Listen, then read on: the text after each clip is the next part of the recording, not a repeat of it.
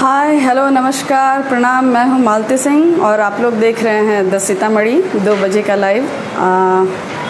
अगर कोई ऑडियंस आते हैं तो मैं आज की कहानी शुरू करूंगी। पिछले 1-2 हफ्ते से मैं नहीं आ पा रही थी, कुछ समस्या थी, मैं यहाँ नहीं थी, थोड़ा बाहर थी, तो मैं नहीं आ पाई। अभी देखते हैं कि सारे पुराने दोस्त हैं कि नहीं हैं सीतामढ़ी पे। अगर आएंगे और कोई बताएंगे कि अगर मेरी आवाज़ साफ़ है तो मैं अपनी कहानी शुरू करूँगी। शुक्रिया, कुछ लाइक्स आने शुरू हो गए हैं।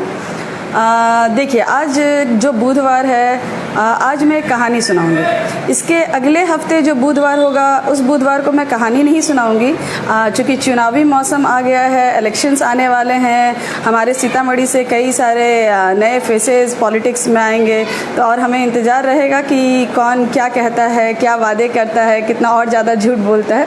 तो इन सब विषयों पे बात होगी। तो आज की जो कहानी है वो है फरेब। तो आइए आनंद लेते हैं इस कहानी का।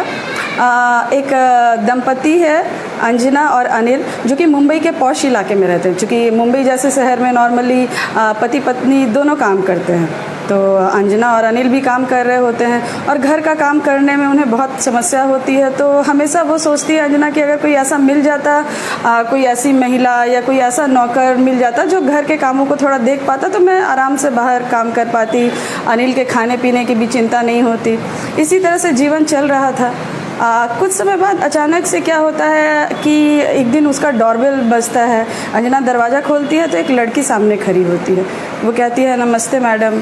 अंजना कहती है, कहो क्या बात है। तो वो लड़की कहती है कि मैडम, अगर कोई काम आपके यहाँ मिल जाता तो बड़ी मेहरबानी होती, बड़ी दिक्कत है, बहुत कष्ट में है।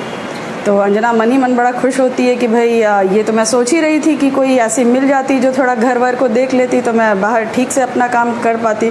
कंपनी में उसका परफॉर्मेंस भी बहुत अच्छा नहीं जा रहा था, तो अंजना ने उसको रख लिया। उस लड़की का नाम था सीमा। सीमा रहने लगती है घर में। सब कुछ शुरू में बहुत ठीक चलता है। सीमा बहुत मेहनत से काम करती है, घर का सारा काम करती है, साहब को खाना बना के देती है, घर की साफ़ सफाई रखती है, अंजना का भी बहुत ध्यान रखती है। इसी तरह से कुछ महीने बीत जाते हैं। रहते रहते अंजना का ध्यान हटने लगता है और ये जो दाई रहती है ये थोड़ी तेज़ रहती है।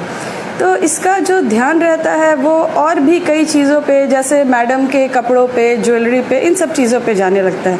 और अंजना के पास वक्त का अभाव होता है, इसलिए वो बहुत सारी चीज़ों पे बहुत ज़्यादा टोकती नहीं है। वो बस अपना काम करती है और ऑफिस चली जाती है। धीरे धीरे उस लड़की की हिम्मत इतनी बढ़ जाती है कि वो ना सिर्फ अंजना के कपड़े, ज्वेलरी, बल्कि वो उसके हस्बैंड को भी गलत तरीके से इस्तेमाल करने का सोचने लगती है। वो जानबूझ के थोड़ा सा नौटंकी दिखा के, जब मैडम घर पे नहीं होती है तो साहब को अपने तरफ रिझाने की कोशिश करती है। और साहब भी वैसे ही थे, साहब भी रिझ जाते हैं। दोनों के बीच थोड़ा रिलेशन डेवलप हो जाता है। अब धीरे धीरे अंजना को वो लड़की तेवर दिखाने लगती है, यानी कि काम ठीक से नहीं करती। जब भी अंजना उसको बोलती है तो वो थोड़ा सा कर तो रही हूँ, आप देख तो रही हैं मैडम, इस तरह का जवाब देती है। अंजना कुछ नहीं बोलती है। अंजना पढ़ी लिखी है, समझदार है, वो चुप रहती है। सोचती है अच्छा चलो इसको करने दो, जब टाइम आएगा तो देख लिया जाएगा। इसी तरह से समय निकलने लगता है और उस लड़की की बदतमीज़ी सीमा की लगती है। अब वो अपने साहब पे दबाव देने लगती है कि साहब आप मेरे से शादी करो, आप मेरे से शादी करो, मैडम को छोड़ो। अब तो भाई अनिल भी फंस जाते हैं कि अरे ये कल की आई लड़की दाई थी। वो कहते हैं कि तुम अपने हद में रहो वरना मैं मारूंगा पीटूंगा। तो वो कहती है कि आप ऐसा कुछ करोगे तो मैं मैडम को बता देगी, मैं मैडम को जाके सब बता देगी कि आपने मेरे साथ क्या किया, क्यों किया। अब भाई ये सब सुन के तो साहब का दिमाग ठनकता है। अब तो लगता है अब वो लड़की उन्हें ब्लैकमेल करने लगती है, हर कुछ दिन पे 500, 1000 ये सब मांगने लगती है। और उसका बर्ताव भी सीमा का बहुत बुरा रहता है। बाद में बहुत ज़्यादा जब परेशानी बढ़ जाती है तो अनिल अपनी पत्नी अंजना को ये सारा कुछ बताने का डिसाइड करता है कि अब ये और छुपाया नहीं जा सकता, अब ये मैं अपनी वाइफ को बता दूँगा। फिर वो बाद में एक दिन जब आराम से अंजना घर पे रहती है तो वो सारी बातें बताता है। देखिए, इसमें फरेब तो उसके पति, अंजना के पति अनिल और उस लड़की दोनों ही ने किया, लेकिन सही समय पे संभल जाता है अनिल और अपनी वाइफ को बताता है, उसका सहारा लेता है और दोनों मिलकर उस लड़की को डांट डपट के घर से निकालते हैं। ये कहानी यहीं ख़त्म होती है। देखिए, कोई भी चीज़ जो हमें कम दाम में मिलती है, बहुत सस्ते में मिलती है, वो मिलना हमारे लक की बात नहीं है। ये बेवकूफ़ी है कि जिस चीज़ का भी सही रेट है, जेन्युइन रेट है, अगर उससे कम में अगर आपको वो चीज़ मिल रही है, इसका सीधा मतलब है कि उसमें कुछ छल है, कुछ फरेब है, कुछ गलत है। यानी उसमें नीयत भी कुछ हो सकता है जो सही नहीं हो सामने वाले का। तो जल्दी से आप अक्सर आजकल देखेंगे इतना क्राइम जो बढ़ गया है, जितने भी घटना होती है मर्डर की, चाहे किसी भी तरह के क्राइम की, आप नोटिस करेंगे उसमें सबसे ज़्यादा जो इन्वॉल्व रहते हैं वो घर के स्टाफ रहते हैं, घर के नौकर रहते हैं। तो या तो अगर आप स्टाफ को रखते हैं, नौकर रखते हैं, तो उसका बुलिश वेरिफिकेशन करवाए, नहीं तो उसका जो पूरा डाटा है, उसकी पहचान पत्र है, वो अपने पास रखे।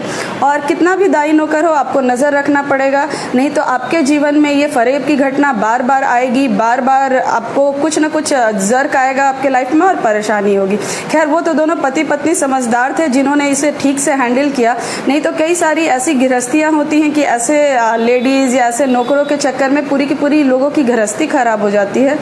तो आज का मेरा यही संदेश है कि इस किस्म के फरेब से, इस किस्म के सस्ते सेवा देने वालों से, नौकर चाकर से बहुत ज़्यादा सावधान रहें। अपने घर को, अपने बच्चों को बहुत ज़्यादा ध्यान रखें, खासकर लेडीज़ जो है इस चीज़ का बहुत ध्यान रखें। आप चाहे लाख स्टाफ रख लें, दाई नौकर रख लें, लेकिन आपको बहुत केयरफुल रहना होगा। आजकल का समय जिस हिसाब से बदल रहा है, सबके लिए माँ बाप सिर्फ पैसा है, रिलेशन, प्यार। हालांकि अंजना ने उसको घर दिया, परिवार दिया, उसे किसी चीज़ की कमी नहीं थी, लेकिन घर परिवार के बाद उस लड़की को उनका पति भी चाहिए था, जो कि बहुत ज़्यादा नाजायज और गलत था, जिसका अंजना और उसके हस्बैंड ने मिलकर सामना किया और बाद में सब कुछ ठीक हो गया।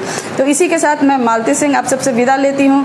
अगले बुधवार को जब मिलूंगी तो बात करेंगे राजनीति पे, आगामी चुनाव पे जो होने वाला है, विधानसभा चुनाव। आप लोग भी मुझे बताएंगे कि कौन किस क्षेत्र से खड़ा हो रहा है, किस पार्टी से खड़ा हो रहा है, आप लोग क्या सोचते हैं, किसे वोट देना चाहते हैं, इस बार सीतामढ़ी में किसको जीतना चाहिए, कौन है एक्चुअल में सीतामढ़ी का। मैं ये देखिए, राजनेता नहीं चुनना है, नेता चुनना है। राजनेता चुनेंगे तो ऑब्वियसली वो हम सब पे राज करेंगे। तो मिलते हैं अगले बुधवार को। नमस्कार।